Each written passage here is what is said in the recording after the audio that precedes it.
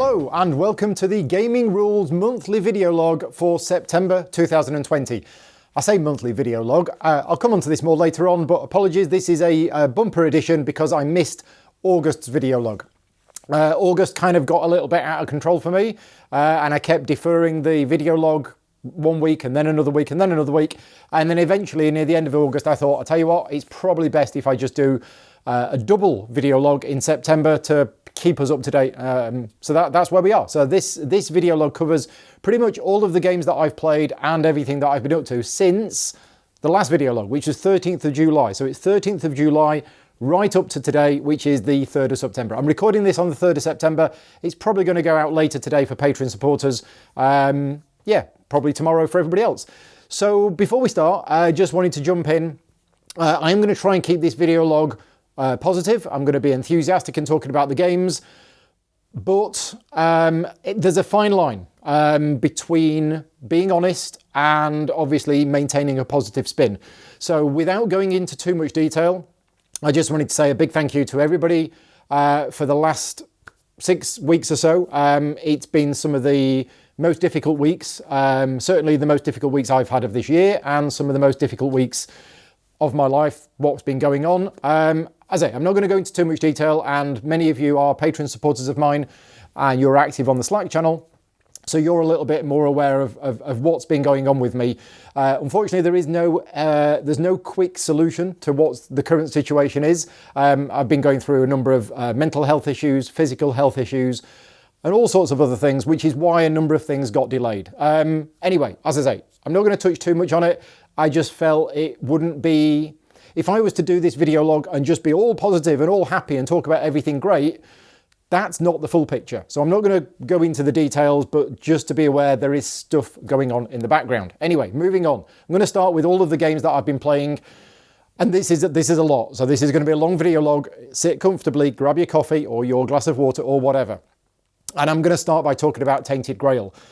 The reason I'm going to start talking about Tainted Grail first is, if I was to list in chronological order all of the games that I've played since the 13th of July, Tainted Grail is first on that list, but it's also the last on that list because we've played it, me and Vicky are playing it, we're playing 2-player at the moment, and we've played 5 sessions of it in the last, 6 weeks? So yeah, 6 weeks or so.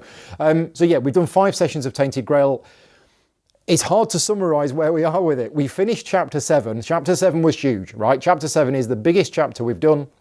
It took us 4 or 5 sessions to complete, and that's 2 to 3 hours per session. But then Chapters 8, done in 1 session, couple of hours. Chapter 9, couple of hours. Chapter 10, couple of hours. Chapter 11, 1 hour. And then we started Chapter 13. There was no Chapter 12 for us. Can't really say why because of spoilers, but... you don't do all of the chapters depending on which route you take. Now, we're still loving Tainted Grail. It is still one of our favourite games. We're a little bit sad that the end is drawing near because there are 15 chapters in total. As I've talked about in all of my video logs, we are playing on story mode, and we're also playing with a couple of extra house rules. The details of that are on my BGG guild, and I keep meaning to update it with more. In summary, if you haven't seen any of my other video logs, Tainted Grail, the lore, the world, the narrative, the story... some of the best that I've ever seen in a board game. We're loving the narrative and the story and where it's taking us. The game mechanisms, a lot of them are very cool, but there is a lot of grinding, which is fixed with the story mode and the house rules. Our last session was a little bit frustrating. It was like we were when we started playing it, months and months ago, is that everywhere we went, oh, we got a ruling question about that. Oh, how does that work with that? And what... some of the game is like this. It is a complex game. There's a lot of cards. There's a lot of interactions.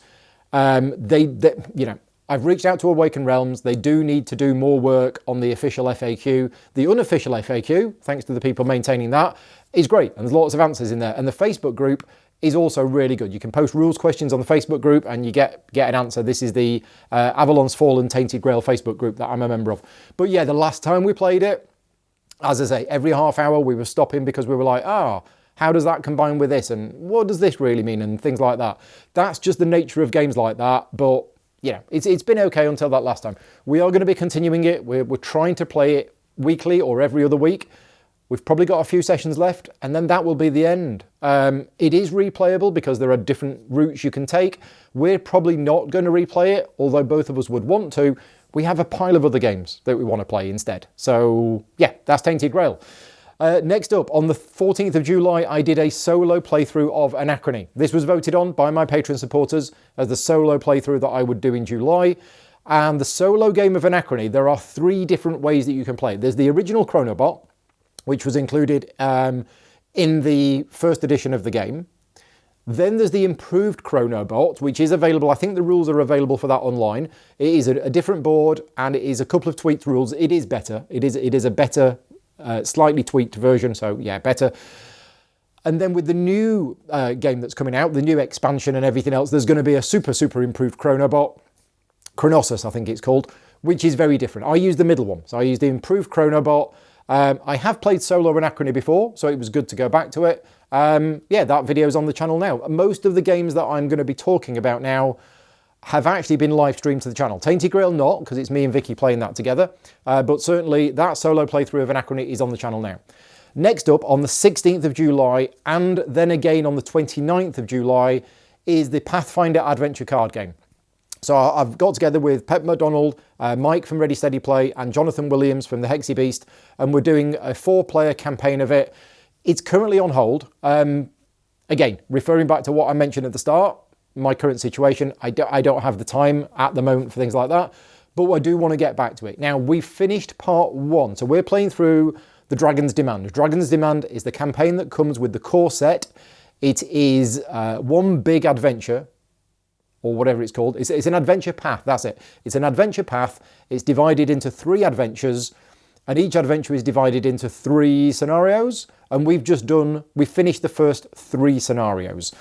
So we finished the adventure number 1, and we're now at level 2 and things like that. Really enjoying the game. The second game of it that we played is possibly the closest game in a game that I've ever played in my life. We were absolutely going to lose. We knew we were going to lose, and then we managed to turn it around. And it relied on, Pep really thought it out, and Jonathan and Mike, I can't remember exactly who it was. I know it wasn't me, but they'd worked out something that we had some really crucial decisions to make. And then we made a decision that was only going to be a 50-50 chance of success. But if we hadn't have made it, we were definitely going to lose. So we made this decision, we did a certain thing, and it was basically the flip of a coin, whether we got something or not, and then a number of other things had to go our way, and we managed to win. So Pathfinder adventure card game, despite the massive levels of randomness, because it's a whole bunch of dice rolling, there are so many small tactical decisions that you need to make in the game and work things out. That's why I like it. So that was good. I do want to get back to that at some point. I just can't see me being able to in the next month or two with what I've got going on. But anyway, more on that to follow. 17th of July, played MACAO. Now MACAO, it's now known that MACAO is going to get reprinted as Amsterdam by Queen Games.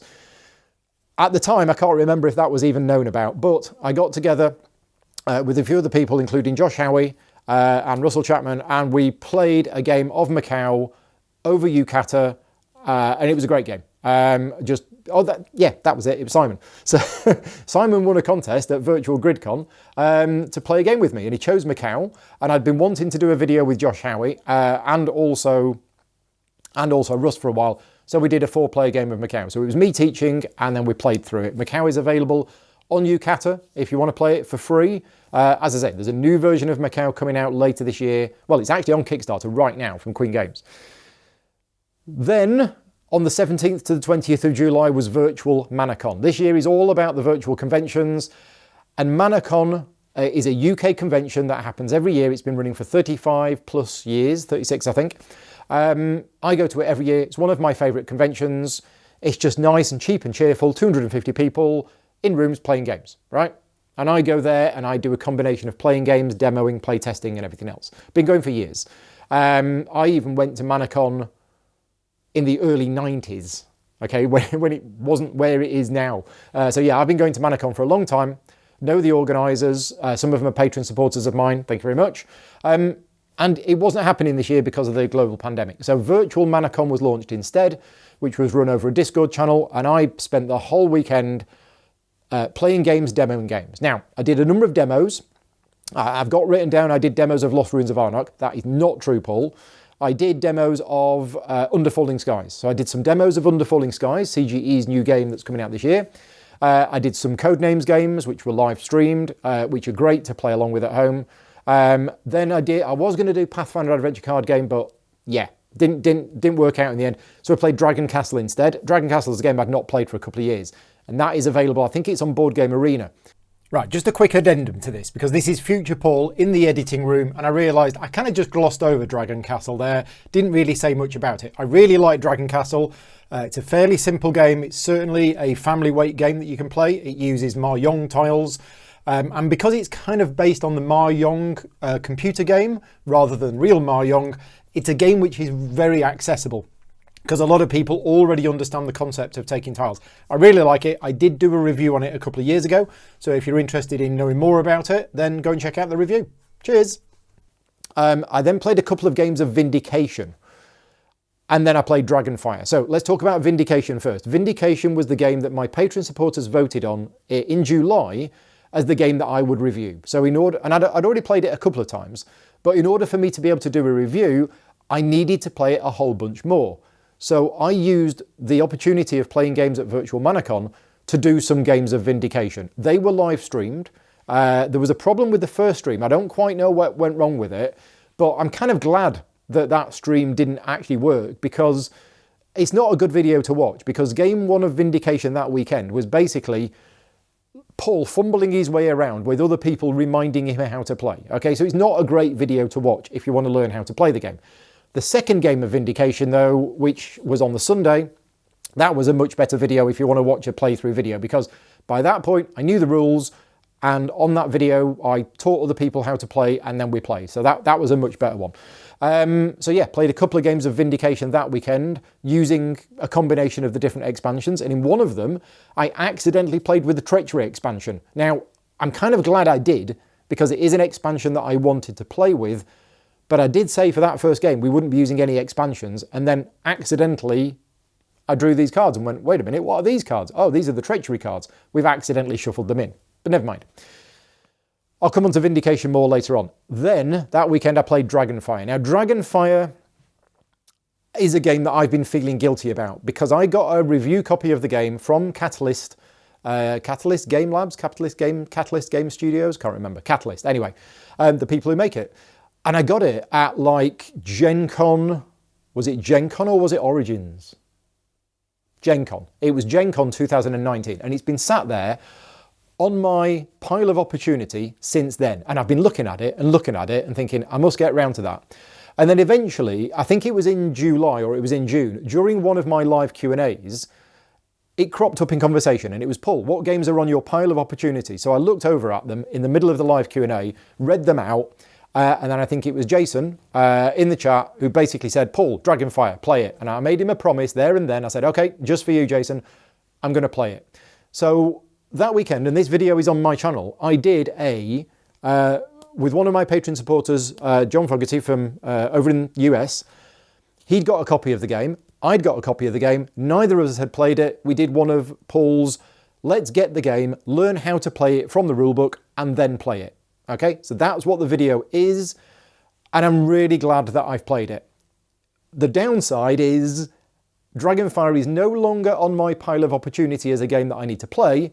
Dragonfire is now on my pile of, I really need to play this game again, because I really enjoyed it, despite the tutorial. Now, the tutorial is great, because it says, don't bother reading the rulebook, leave the rulebook in the box, just follow this tutorial guide. And it was there was a couple of parts that weren't great about it, the way that it was written, but overall the tutorial was a good way to play. It introduced the rules of the game, it taught us what we needed, and with that guidebook and a couple of questions, me and John were able to play through the tutorial scenario, and it was a nice introduction to the game. Okay, the downside is it's a bit weird.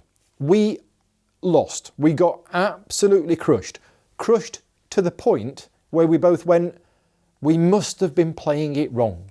because this is just impossible.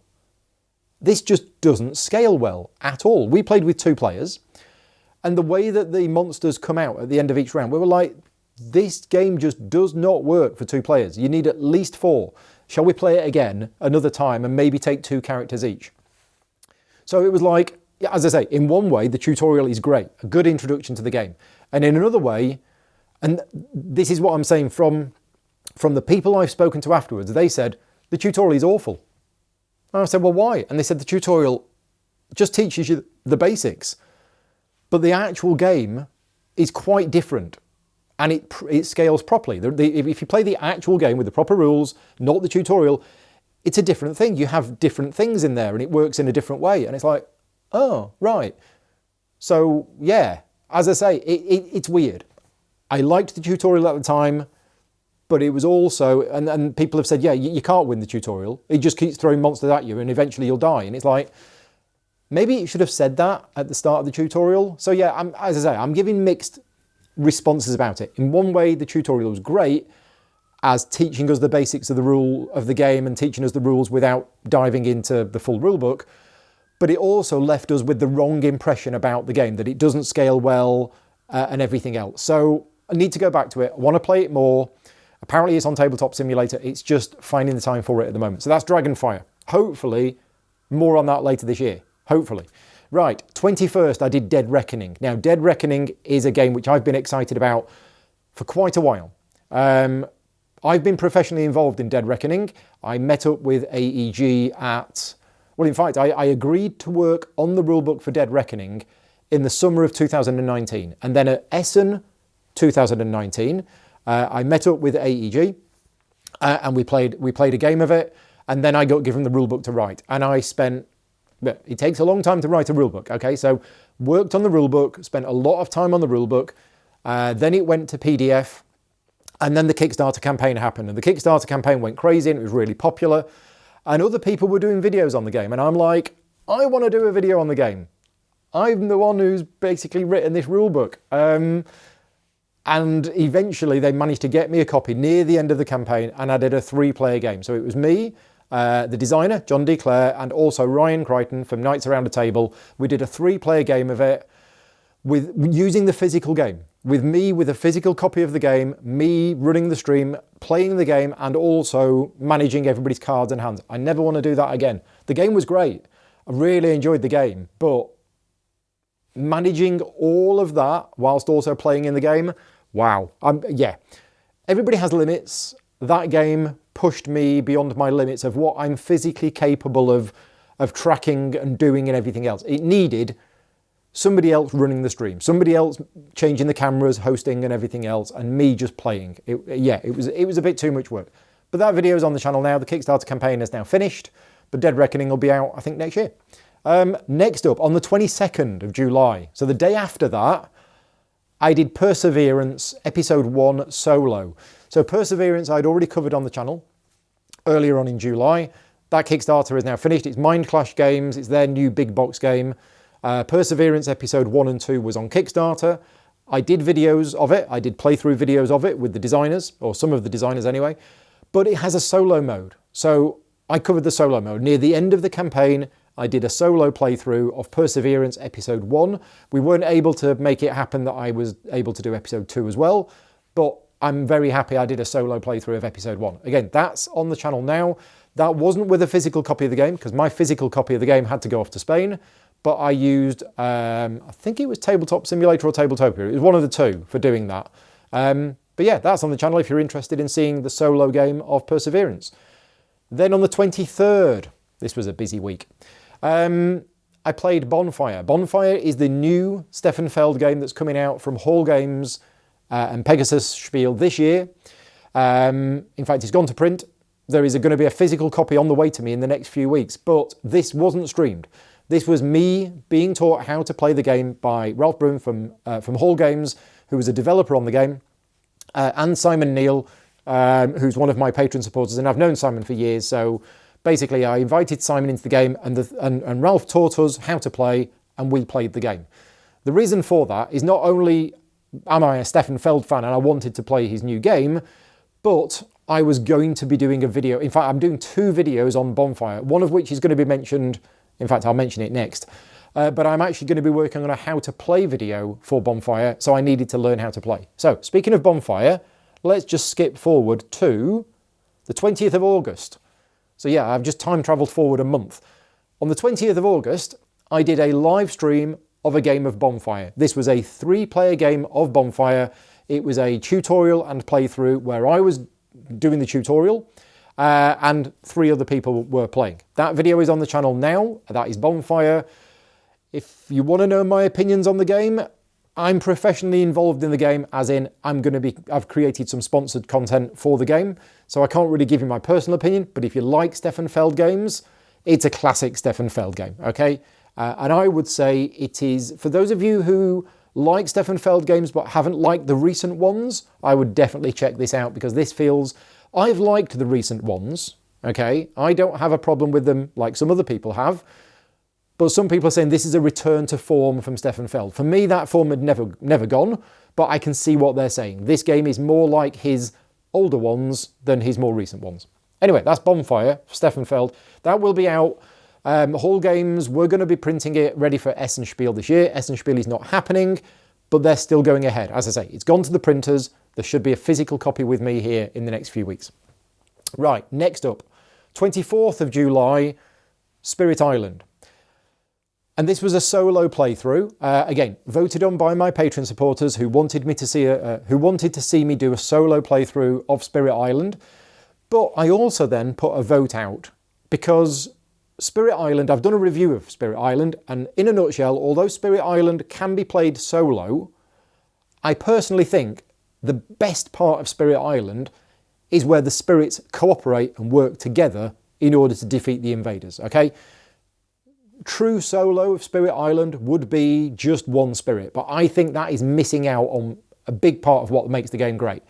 So I did 2 spirits. So I dual played 2 spirits, and I played through, I didn't use one of the scenarios or invaders. I just played the basic game, but I didn't use the tutorial game. So I was choosing cards. Anyway, that's on the channel now. Solo playthrough of Spirit Island. Great game, but personally, I would want to play that game with 2 to 3 people rather than me soloing it, running 2 spirits, because I like playing games together with other people. Solo games are great, but in a game like that, where I'm playing 2 spirits, for me, it would be better just to play 2 players. Then on the 25th of July, I told you it was a busy week, I did a game which is not on my channel, and I played a game which is not even on Board Game Geek. This is a game currently called Westward Rails, designed by a friend of mine over in America, Travis Hill, who is a fellow rulebook editor. But yeah, he's also a game designer. He's also done a few games, and he's working on lots of different train games. And one of the ones he's working on is called Westward Rails. And me, Travis, and Jordan Draper did a 3-player game of that. It was a Saturday afternoon, and it was just nice. It was just nice to take a couple of hours off work and actually play a game, although we ended up in obviously a discussion about the game afterwards, which was kind of work, but it was fun. It was good to spend time with them.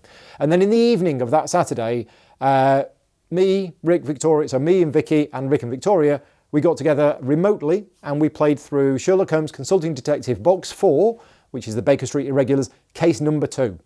Now, Box 4 of Sherlock Holmes Consulting Detective, yeah, I mean, I love Sherlock Holmes Consulting Detective, okay? And although this is interesting because I was the editor of the brown box and the red box. So box 1 and box 3, I was the editor of. Box 2, I wasn't the editor of. Box 4, they approached me and they said, Paul, we'd like you, after the feedback that we've had of box 3, which was awful in terms of the editing, that we'd like to use you again for editing box 4. Unfortunately, when they gave me that work, at the time they gave it to me, there was no way I would have been able to fit that in. It's a huge amount of work because we have to play through 10 scenarios. That's at 2.5, 3 hours each. And then we have to edit all of the text, which is, yeah, basically editing a box of Sherlock Holmes Consulting Detective, 10 scenarios, is probably about 50 to 60 hours of work. When they gave me the work with the timescale that they gave me, there was no way that I was able to do it. Now you could say, well, why don't you just edit the text? You don't have to actually play through the game. Right, two things about that. First of all, editing the text is one thing, but playing through the game will allow you to actually test the scenario as well. Now, the scenarios had already been tested, but my role with the other two boxes that I was involved in is not just to edit the text, but also to check that the scenario works and check that there's no broken links and things like that. And there's no way I could have just edited the text, because then that would have spoilt it for me. And because I love those games so much, it's a game that I wasn't prepared to just do the editing of the text for without having played it. Also, I didn't have time for that anyway. However, it was one of my team who was available to do that work. So box number 4 has been edited by Gaming Rules. It just wasn't me personally. It was one of my team that did it. If you have the blue box of Sherlock Holmes Consulting Detective and think, oh gosh, the editing in this is awful and the English is terrible, don't worry about that. Box 4 is fine. So box 1, box 3 and box 4 are fine, and we're really enjoying it, and we're playing it again this Saturday. So we've only done 2 so far, but yeah, it's just fantastic. I love the game system. Next up, on the 27th of July, just getting a drink. 27th of July, I recorded, but it didn't go out live, a 2-player playthrough of Cloudspire using the new skirmish mode. Okay, so Gen Con Online is coming up. Gen Con Online was at the end of July. Chip Theory Games approached me and said, Paul, we'd like you to do some pre-recorded gameplay footage of the new skirmish mode for Cloudspire. So I got together with Scott Morris over in America, who's a huge fan of the game, and me and Scott have been friends for a few years. And we, on the 27th, we played through and recorded that game. I then edited that video, sent it to Chip Theory Games, and they published it over Gen Con Online. So the video's on my channel if you want to go and watch it. And skirmish mode, for those people who know Cloudspire, is a different way to play the game. It's a quicker version of the game, and all of the skirmish modes that they're going to be publishing are all going to be different. But this particular skirmish mode, we both started with spires on the board, and our objective was to destroy the opponent's spires. Okay, so we got into it, and it, what was it, about 2.5 hours or something like that? But it was a fairly fast-paced game. Love the game. I love Cloudspire. It's my favourite game of 2009, even though I haven't officially announced that yet. I kind of already have, but I'll be doing my top 10 games of 2019 in December of this year. But spoilers, Cloudspire was number 1. I can't see anything changing that at this point in time. And skirmish mode was a great way to play it. It mixed it up. It meant we had to play the game differently. Things that we would do normally in the game, we wouldn't do in this game. And unfortunately, the game did take a big turn for the worse, for Scott anyway, near the end of the game, because he misread one of his abilities. He had one of his mercenary minions, mercenary heroes, I think it was a hero, that was able to climb on top of a spire and attack from on top of the spire. Great. And he was on a real defensive mode at this point, because I was doing really well.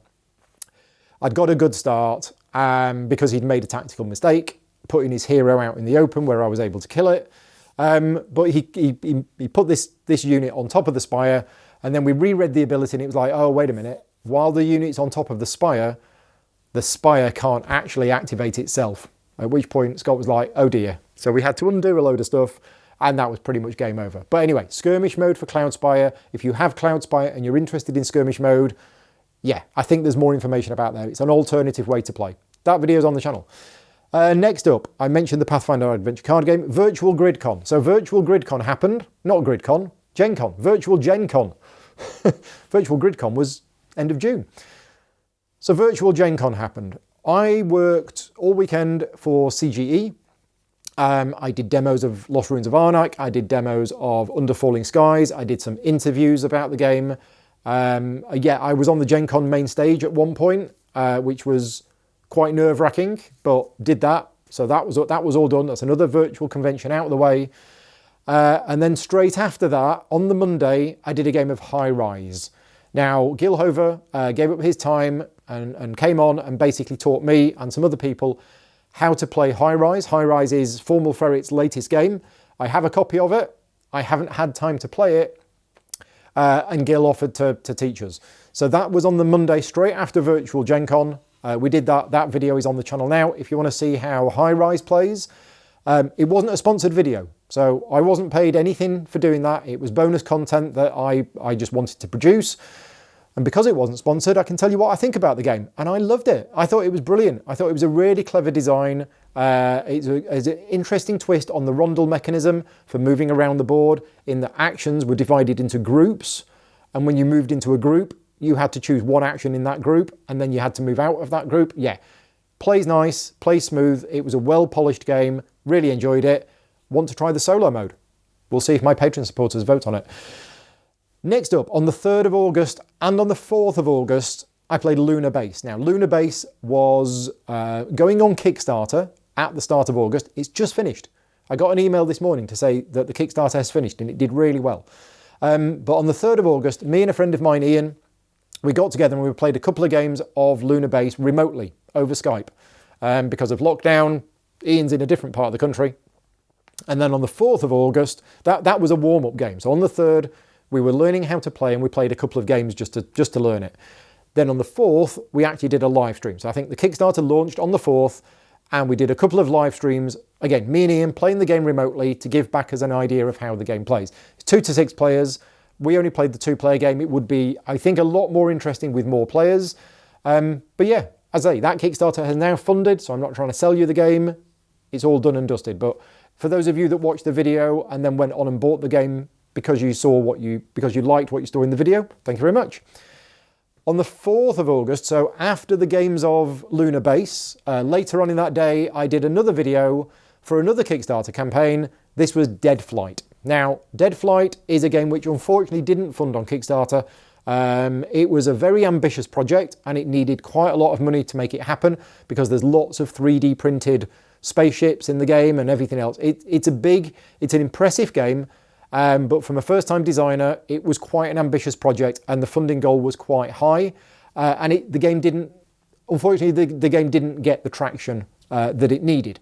Now, I got sent a prototype copy of the game, and on the 4th, I did a live video where the designer of the game taught me how to play, and we did a video of me playing it. The idea was that would give people who were interested in the game, potentially backers, the opportunity to see how it played. But as I say, the Kickstarter was cancelled. I'm going to be speaking to him and seeing what his plans are. I hope he's going to relaunch it, because there was definitely something about the game that was interesting. It's just maybe it wasn't the right time for Kickstarter. I'm not sure, but that's DEADFLIGHT, Ghosts in the Void, I think. On the 5th of August, since I'm already late with the review of Vindication, which should have been done in July, I thought, well, I'll tell you what, I haven't played the solo mode yet, and if I'm going to do a review of it, I should probably play the solo mode first. So, on the 5th of August, back to Vindication. Got the solo expansion. Orange Nebula sent me the solo expansion. And I got that out, and I played a solo game of Vindication using the real game, real footage. The solo game that I played was a little bit disappointing. I mentioned this in my review. The second solo scenario is supposed to be better. But it was good to play Vindication because I liked the game. But the solo game, certainly that first one that I played, wasn't particularly... It just wasn't great. And a nice idea, but it was just too easy, and I don't know, I think it needed a bit more work. So since we're talking about Vindication now, I will mention that I've done a review. So my Patreon supporters vote on which games I'm going to review each month. They voted on Vindication in July. I didn't get around to reviewing it in July, but I did do it this week. So that review of Vindication is now up there. It went live yesterday. If you want to know what I think of Vindication in a full, I think it's like an 11-12 minute review, then go and check that out. 7th of August, Ora et Labora. And why am I doing a game from 9 years ago? It's because my Patreon supporters again voted on it as being the game that I would review in August. Spoilers, I didn't review it in August. I was supposed to do it yesterday and ran out of time yesterday. So I'm probably going to be doing that tomorrow or at the weekend. More likely at the weekend. But again, advance warning, Ora et Labora, love the game, right? I don't just like the game, I love the game. And on the 7th of August, it was a Friday night, one of my friends, Dan, who used to live in Exeter, actually comes back to Exeter every few weeks, was coming back and said, "Is any games on tonight?" Because it used to be games night on a Friday. And I said, "Yeah, actually, if you can come round, we can play Ora et Labora." And he looked at it and he was like, "Oh, this looks like my kind of game." I'm like, "Yeah, absolutely your kind of game." So that was really good. That's on the channel now, a 2-player tutorial and playthrough where I teach Dan how to play, and then we play Ora et Labora. On the 13th, I then did a solo game of Aura et Labora. Again, my Patreon supporters voted on it. They wanted to see me do a solo game of it, so I did. Yeah, so there's 2 videos on my channel right now for Aura et Labora. One on the 7th, which was 2-player, and one on the 13th, which was a solo game. In between those 2, I played Hamburg. Hamburg is the other new Stefan Feld game that's coming out this year. This is from Queen Games. This is on Kickstarter right now. Hamburg is the reprint, sort of Bruges. It's 80% Bruges. It's had an entire graphical overhaul, but also there's some rules tweaks as well. I'm going to be doing a how to play video for Hamburg. I'm also going to be doing a tutorial and playthrough for Hamburg, so I needed to learn how to play. So on the 10th of August, this isn't on the channel. You can't see this. This was a practice game. This was me and a couple of friends playing through Hamburg, me reading through the new rules to try and work out what's changed. Yeah, so that was a trial game of Hamburg that I did on the 10th of August. Right, the 13th and 14th of August, I played HANSA Teutonica. The 13th of August was a dry run. Again, got together with 2 friends, the same 2 friends that I played Hamburg with, and they basically retaught me how to play the game. I've played HANSA Teutonica a bunch, but I was a little rusty and I couldn't remember how to play. Tom and Paul have both played it many times before, so they basically retaught me how to play the game. And then on the 14th, I played a game with Stella and Tarrant from Meeple University, and that was recorded. And that is live on my channel now, so that's HANSA Teutonica. And the reason I'm doing a video for it is this year there is a HANSA Teutonica Big Box Edition. And unlike Hamburg compared to Bruges, this is just a reprint of the base game. Nothing's changed. The board is the same, the artwork's still the same. I say nothing's changed, they have changed one of the tiles. Yes, I've just remembered, they've changed one of the tiles because it was completely overpowered before. But yeah, HANSA Teutonica, great game. Andreas Stedding, really good game. Bit of a classic. Very, very much a dry, non-thematic, moving cubes around Euro. But it's just great, and the player interaction is fantastic. And the big box edition, which is coming out later this year from Pegasus, I think in October, is going to have HANSA Teutonica, both sides of the map, and the Britannia map, and the Eastern Hanseatic League map as well. So, and some mini expansion. So big box with all of the stuff that's ever been printed for HANSA Teutonica out later this year. Then it was the 18th of August. So that was the 13th and 14th. 18th of August, I did Tokyo Market. Now, I've been working with Jordan Draper on updating his rulebooks. We've done import-export, and we're currently working on Tokyo Metro and Tokyo Market. Or Tokyo Tsukiji Market, I think, to give it its full name. And the first part of me starting to work on a rulebook for a game that's already been published is to get the game and try and learn it from the original rulebook. Because that will, to me, highlight all of the problems with it. It will highlight the problems with the structure, it will highlight anything that isn't clear, etc, etc. So this video is not on my channel. This was me and Rick sitting down, 2-player, trying to play the game from the rulebook, with Chris watching, who's going to be working on the rulebook with me, and then we sent the video afterwards to Jordan Draper to make sure to see if we got anything majorly wrong. It's all part of the process, and we're currently in that process right now. Can't really tell you what I think about the game because I'm professionally involved, but I can tell you something that I said to Jordan.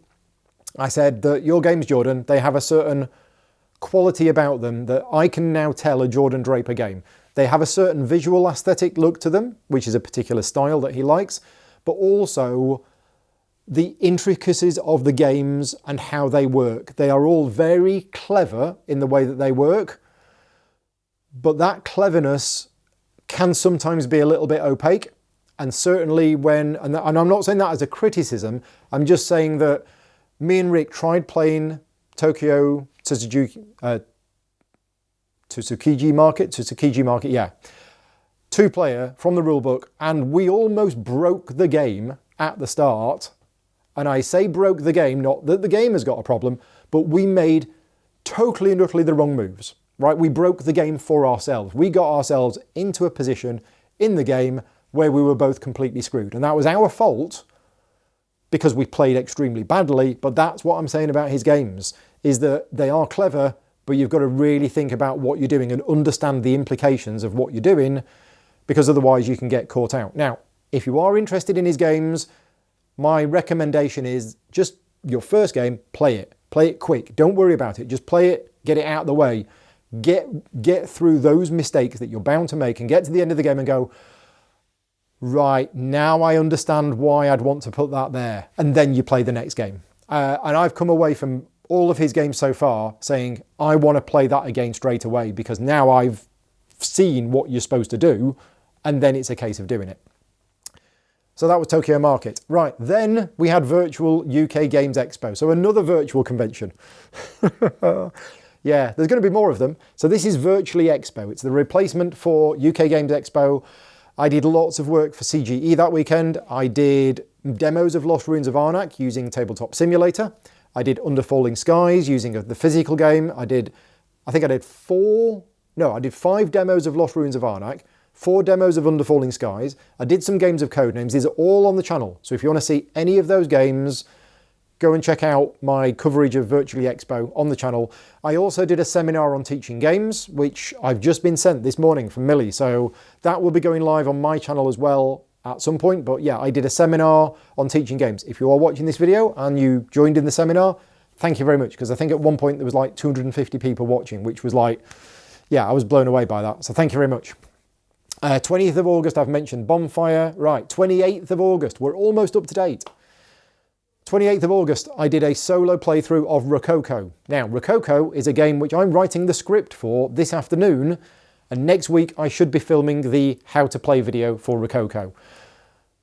Therefore, I've got to learn how to play. And yeah, I know you're thinking, Paul, surely you've played Rococo, it's a great game. And I'm like, yep, Rococo is one of those games which everybody else played and everybody else said was great, and it just passed me by. And I never got a chance to play it.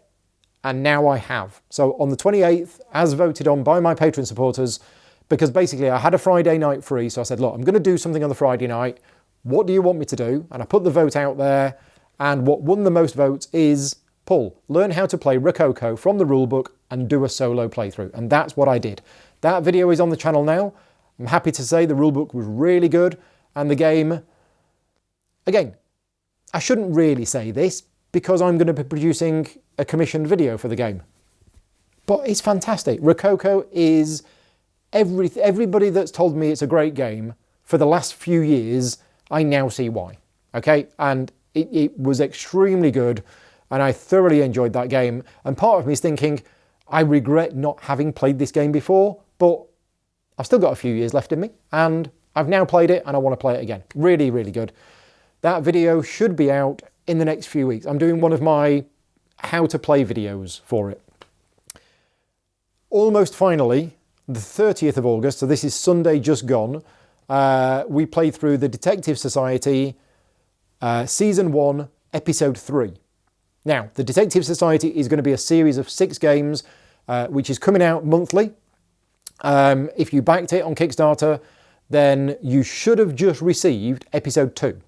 Episode 2 has been being mailed out. We've got a copy in the hallway that's just arrived.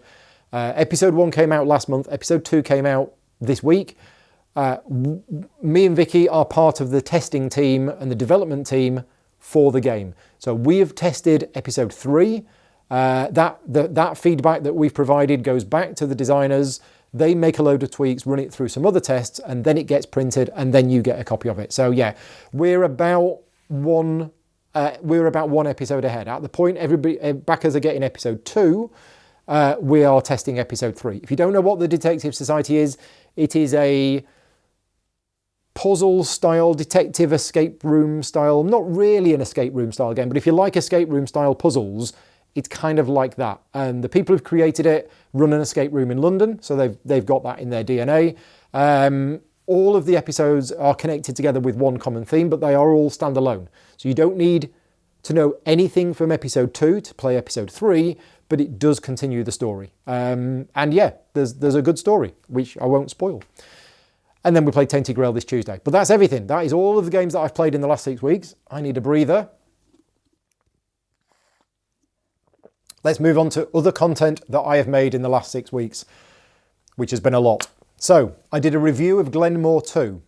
That is up on the channel. That went up about 4 or 5 weeks ago now, I think. I can't quite remember. And I was happy with the review.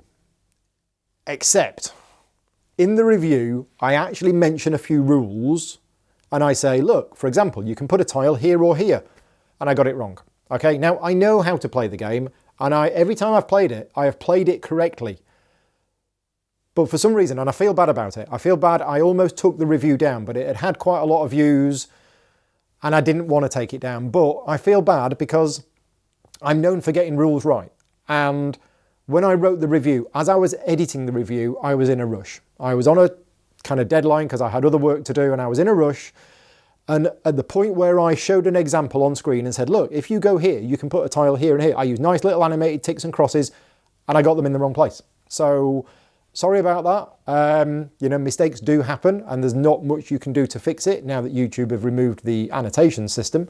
I can put Klingon subtitles on screen, but unless I tell people at the start, turn on your Klingon subtitles, people will miss them. So yeah, apologies for that. I'm happy with the review. I think it's a good review. And I'm not, yeah, of course I'd say that, but you know, I'm happy with the review. I'm just not happy that I made a couple of rules mistakes. But that's Glenmore 2 if you're interested in seeing my review on that. I've also done a couple of videos on my channel of assembling an insert. So E-RAPTOR sent me a few inserts for some of their games, and I've done some assembly videos. I'd already done one before, but I've done 2 this month. One of them was Maracaibo, so that's me and Vicky putting together the Maracaibo E-RAPTOR insert. And then E-RAPTOR also sent me one for Imperial Assault, and I gave that to Rick, a friend of mine who lives locally, because I don't have Imperial Assault, but he does. So he did that video, which we then edited together, and that's up on the channel as well. So that's an E-RAPTOR insert assembly video for Maracaibo and for Imperial Assault. I did an Arnak preview with one of the designers, Elwyn. I did the Cloudspire video, which I've mentioned. My Vindication review went up 2 days ago, I think Tuesday. Yeah, it went up on Tuesday. So if you want to hear what I think about Vindication, that's up there now. The other content that I've been making in the last 6 or 7 weeks is a lot of computer games. And there is something I want to say on this because I've had some criticism, direct and indirect, from people commenting and saying Gaming Rules video YouTube channel is now just all about computer games. Paul isn't making tutorial videos anymore. Okay, so I just want to explain this. Me live streaming computer games is what I'm doing for fun. Okay, it is me taking a break from work, either at lunchtime or in an evening, and I'm playing through a computer game, and I've decided to live stream it. The reason I'm live streaming it is it's bonus content. There's a few people who've actually been tuning into these streams regularly, and they've been really enjoying them. So because I've now got the setup and the ability to live stream, and I actually quite enjoy it now, I'm much preferring playing a computer game and live streaming it while chatting to people in the audience than just sitting and playing a computer game. Now, sitting and playing a computer game is more relaxing because you're not live streaming, you're not worrying about the stream, you're not having to get up and make sure your hair's straight, which I don't always do. But I just want to say that this is bonus content. Your Patreon support is not paying for the computer game coverage. I'm doing it as free extra bonus content. That's what I'm doing. Anyway, games that I've been playing. This War of Mine. I played an entire series. I played an entire game of This War of Mine, not in one go. It was split up over multiple chapters. But if you want to see that, if you want to see me playing through an entire game of This War of Mine, that is on the channel now. I also played through an entire game of Lifeless Planet. So that's on the channel. I also played Hex, //Hex, which is really hard to find if you're searching for it. It's like a computer hacking simulator. I think it's in beta at the moment. I did a video on that. Me and Vicky played a puzzle game called 7 Doors, which was, we played it over 2 Sunday mornings. So on a Sunday morning, 2 consecutive weekends, me and Vicky sat at the computer and we played through this puzzle game with people watching in the chat, and in some cases helping out with the puzzles because we were a bit stuck. 7 Doors is all right. It's only like £4.50, so we weren't expecting much, and it is quite a short game. Probably took us about 2 hours to play it. FROSTPUNK finished yesterday. So I've been doing for the last week and a half, or yeah, for the last 2.5 weeks, I've been doing a series of videos on FROSTPUNK, and that finished yesterday. So FROSTPUNK, the computer game, yeah, if you want to see me playing through an entire game of that, that finished yesterday. Shadowrun Returns was free on the Epic Game Store a couple of weeks ago. I've done 2 videos on it so far. I will be continuing to do more videos on it. I was going to do one tonight. I don't think that's going to happen with how tired I am at the moment. But yeah, I will be finishing that series off in the next couple of weeks. I've started playing Batman Arkham Asylum, which I want to get back to. But it's just fitting it in amongst everything else, and I'll probably finish Shadowrun first. And Gwent. I'm still playing a lot of Gwent. Now, I'm not streaming every time I'm playing Gwent, but I have done a couple of videos on Gwent. So if you're interested in it, it's a card game. It's really, really good. It's probably, at the moment, it's the best card game I've played. It's fantastic. Really enjoying it, and I've done a few videos on it. Right, that's the computer games I've been playing. Bonus content. I did 2 live Q&As, one for July, one for August. I'm really enjoying the live Q&As at the moment. These glasses are really hurting. These are £1.50 glasses from Home Bargains. Live Q&As. Live Q&As at the moment, it's the last Wednesday of every month, but the last 2 have been really enjoyable. Vicky's now joining me for the live Q&As behind the camera, taking in all of the questions from the chat. It's making them go a lot smoother and a lot less stressful for me than they used to be, because before I was answering the questions, watching the chat, running the stream. So yeah, that's much better. In the last live Q&A, one of the questions that I got asked was really interesting, and I'm actually going to post it. I'm going to mention it here. And this is the Mount Rushmore of the games industry. And I've actually posted this question on my BGG Guild. So if you have an interesting answer to this question, please go on my BGG Guild. I will put a thread in the show notes, but it's Board Game Geek, Guild number 2258. And on there is the question. It's, if you were to create a Mount Rushmore, what would you create a Mount Rushmore of? And then what would be on it? So you could pick games and then list what 4 games you think should be on there. You could pick games designers, whatever, but it was an interesting question. So the question is on my BGG Guild right now. There's already been a few answers. If you're interested in joining in, post your response there. Other content that I've made, and again, this is bonus content that I've done just for fun, but I've done 4 live unboxings. I did Eclipse, 2nd edition. I did Vindication. I did Rococo, and I've done Pendulum. Again, these are just games. I've got them. I'm going to have to unbox them at some point, so I decided to do them live. Most of these are unplanned. I will literally think, oh, I'll tell you what, I've got an hour free. You know, 2 of them I did during UK Games Expo. I'll do a live unboxing, quick. Tell everybody on the Slack channel, live unboxing, it goes live and I go and do it. So it doesn't get many live viewers because it's very impromptu, but the Rococo one had like 50 people watching. And it's like, hang on a minute, a live, unplanned unboxing of Rococo sometimes got more views than some of my playthroughs, which is odd. Anyway, that's all of the content that I've made on the channel. A lot of that content has been sponsored by the publisher, but a lot of the content is only made possible through my Patreon campaign. And this video as well. The time that I have taken to write this video log, film this video log and edit, this is about a day's work in total. This is only possible thanks to the support of my Patreon campaign. So a massive thank you to all of my Patreon supporters for making this possible. And speaking of my Patreon campaign, let's go through all of the new people that have joined. And this is in the last couple of months. So this is a list on screen now of everybody who joined in July, and then everybody who joined in August. So yeah, thank you very much to all of my new supporters. There's a lot of names on this list, and that's great.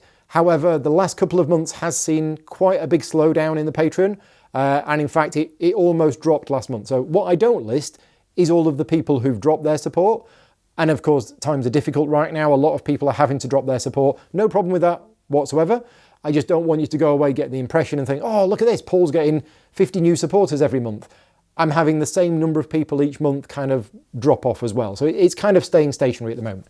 But each month I do a contest. And the contest that I announced in the last video log was to win a copy of City of Kings. Now, because I didn't do a video log in August, there was no contest in August, but the contest that I announced in July for City of Kings, I did the draw this morning, okay? So what I do is I go through all of the executive producers, they get 3 tickets, then I go through all of the producers, they get 1 ticket, okay? So to get entered into the contest, you don't need to do anything. By being a patron supporter at producer level or higher, you automatically get entered into the contest. And I did the draw this morning, and I was thinking, City of Kings is a big game, it's a heavy box. Let's hope that the winner's in the UK. Did the draw, and it was Hilmar over in Iceland. So congratulations, Hilmar. I have sent you a message this morning. You have won City of Kings. Now, Hilmar might already have City of Kings. I don't know. But he's the person who won the copy of the game. And I've sent him a message, and I'll find out, you know, if he wants the game. And I will send it to him. Apparently, if you want to get anything to him, all you need to do is just write his name and then write the word driving license followed by Iceland, and it will get to him. True story. You think I'm making it up? I'm not. Right, let's go to this month's contest. So this month's contest, there's not going to be one winner. There's going to be 5 winners. And this is to win the Detective Society Episode 1 of Season 1. Okay? I'm actually cheating here. This is false advertising. This is Episode 2. Don't tell anybody. Episode 1 looks just like this. Okay, I've mentioned the Detective Society before. And Dan, who I mentioned earlier on, who came round for the game of Aura at Labora, I've known Dan for many, many years. Dan is part of the team that is producing the Detective Society. And he's basically said, Paul, we'd like to give you 5 copies to give away to your Patreon supporters. Wow, thank you very much. So, again, the contest this month is to win this. Again, you don't need to do anything. So what will happen is on the 1st of October, I will basically look through all of my Patreon supporters and then do the draw. I will send the details. I will then contact you by email and you will get episode 1 of season 1. If you are a Patreon supporter of mine right now and you are planning to stay with me for this month, you don't need to do anything. If you are not a Patreon supporter of mine and you want to be entered into the contest, you just need to support me on Patreon at producer level or higher this month. Okay, now Patreon only takes its money on the 1st of the month. So if you started supporting me now, for example, Patreon will only take its money on the 1st of the month, which is why I wait until the 1st of the month and then I do the draw. So that's what you can win this month. 5 people is going to win a copy of that. So yeah, thank you very much to the Detective Society for that. Other things that I've been working on this month, and part of the reason why things haven't gone well, because I've been working on a lot of rule books at the moment. Too many, unfortunately.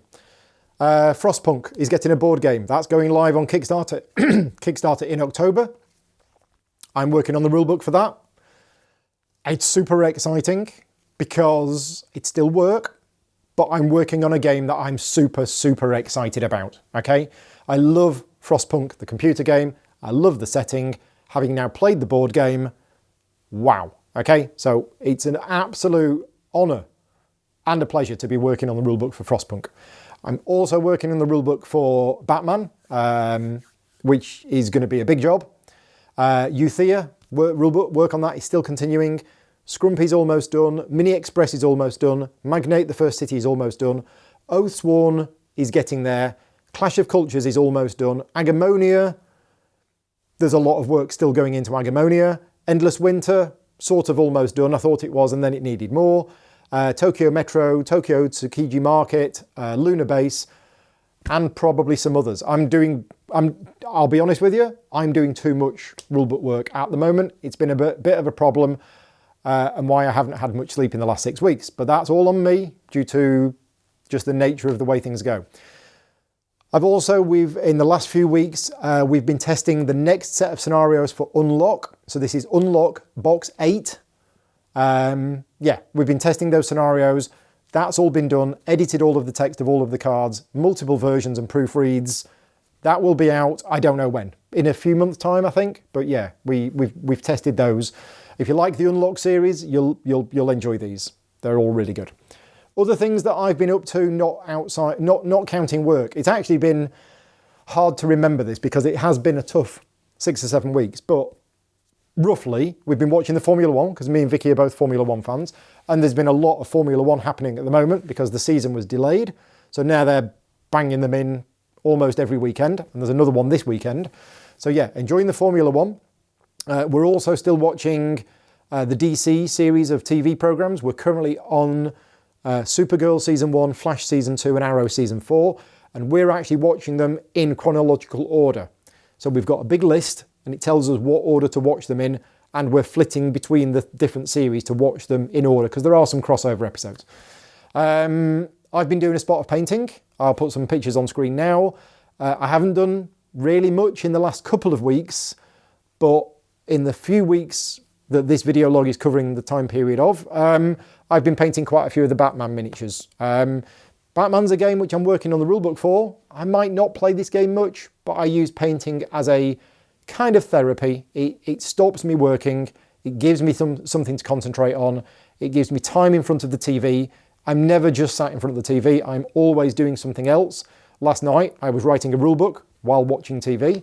I just can't watch TV on its own. I've always got to be doing something else.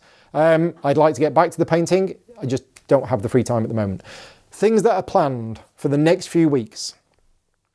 Tomorrow night is the tutorial and playthrough of Hamburg. That's going out live, 8 o'clock UK time, a 3-player playthrough of Hamburg. That's going out tomorrow night, okay? My review of Ora et Labora will hopefully be this weekend.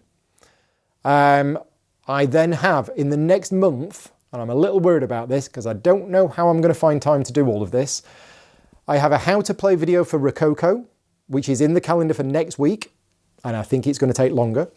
I have a how to play video for Kanban, the new edition, Kanban EV.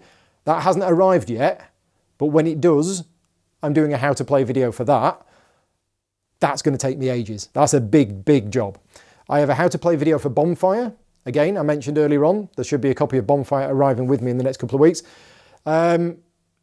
Those alone is a full-time job for the next 3 weeks. And that's why I'm quite worried about my own time at the moment. Because, those 3 videos are going to be full-time. And I also have a full-time job writing all of the rulebooks. I've basically mismanaged and miscalculated all of my time for this summer period.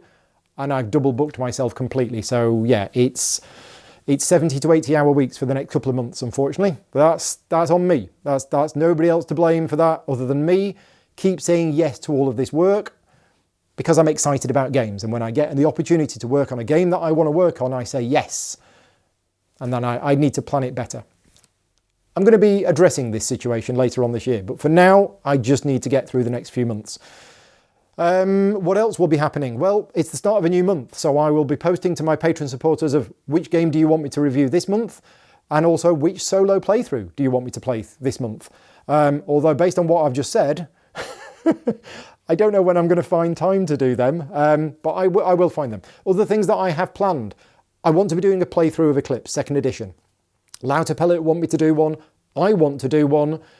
But doing it remotely, I don't think will work for Eclipse. So I need to find some local players in order to be able to play Eclipse. Now, finding the local players is not the problem, but with the lockdown rules in the UK at the moment, I can't really have multiple households around my house at any one time to play Eclipse. So, I don't want to break the law. I also don't want us all sitting around the table wearing masks. And even if we are wearing masks, we're still touching the same components other people are touching. So I've got to make sure that we're within the rules and the law of what's allowed, but that is planned.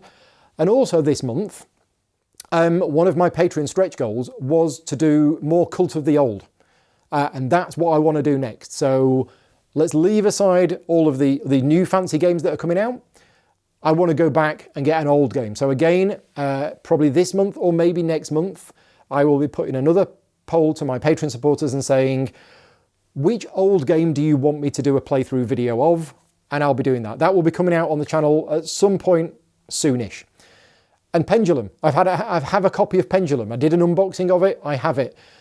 95% of the word on the street about Pendulum is negative. Okay? There's only one person I know that actually liked it. Everybody else has said, this game is not very good. So I'm curious, because I want to play it myself. I was already curious about it, but now I'm even more curious.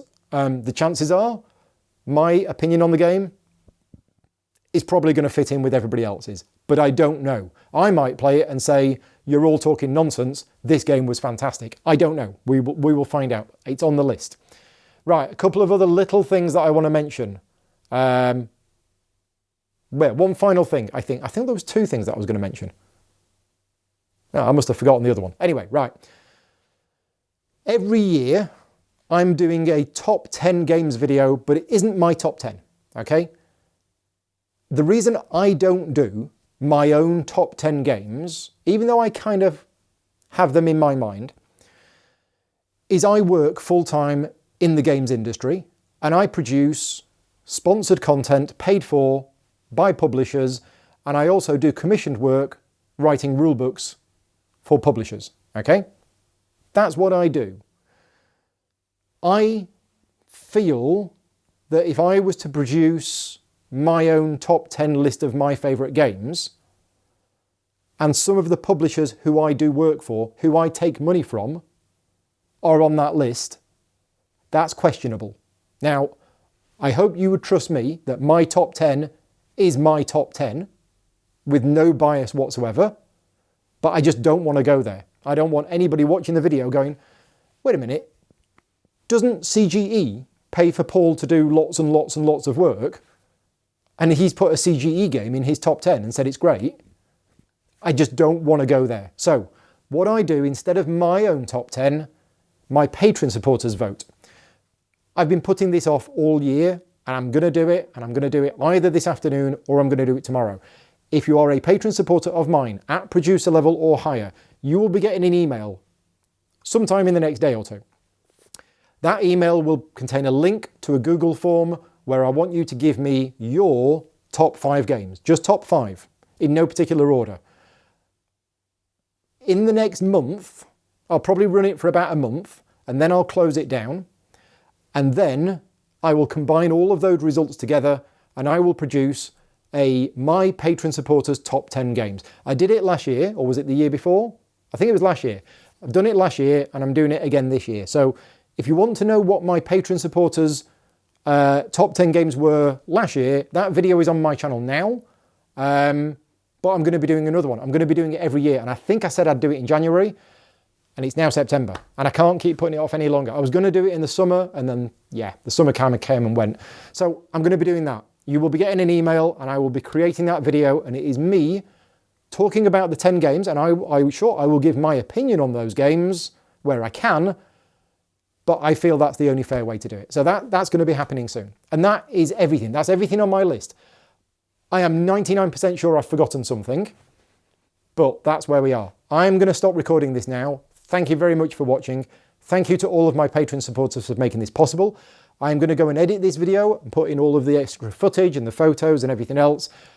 I might try and get this video out there today, but I have the script for Rococo that needs doing today. So that takes priority, which means I might edit this video tonight or tomorrow morning. Either way, you should have it by the weekend. Thank you very much to everybody for watching. Thank you for all of your support. That's everything. I will hopefully see you next month. Yeah, but until next time, take care. Thanks for watching. And the fish say hi. See you now.